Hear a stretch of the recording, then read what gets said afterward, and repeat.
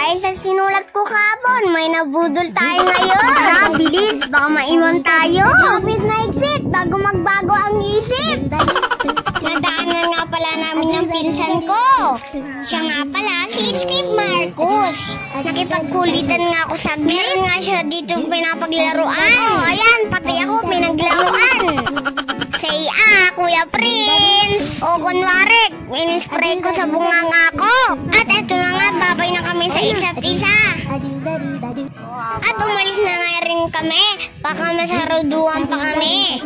At finally, bumibili na kami ng gatas. Yay! Ito na ang aking nabudol!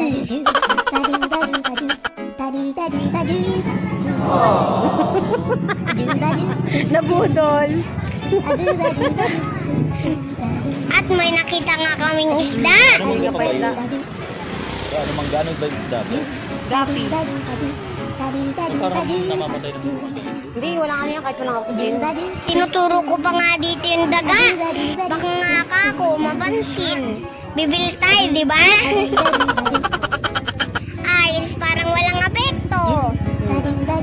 O ito, try natin ituro. Aba, parang wala talaga. Wala talaga.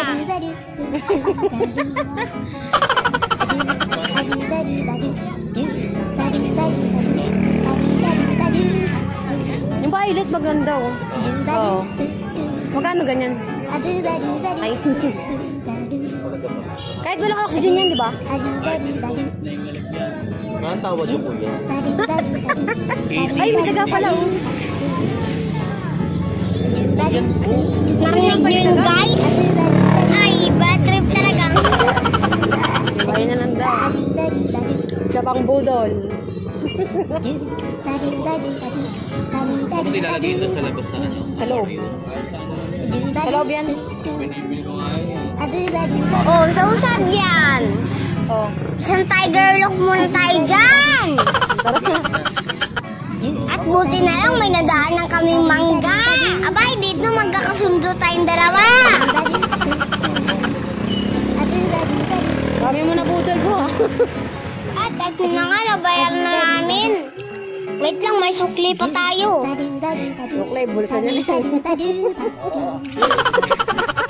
Dali-dali ko na nga binuksan yung pinto namin para masalin ko ng isda sa aquarium. O ayan, di na kayo malulungkot kasi may kasama na kayong bago. Parang ayaw magpalagay, ayaw magpabutas ng plastic. Ayun, nasalin ko na rin. O ayan, magnilangoy-langoy ka na dyan. Pakainin muna natin. Yung nandito sa labas namin, papakainin ko rin. Kain na kayo mga isda. Shiyo! Daming gutom na mga yan. Sarap, sarap. Tayo. Happy meet you. Happy Christmas. We miss you.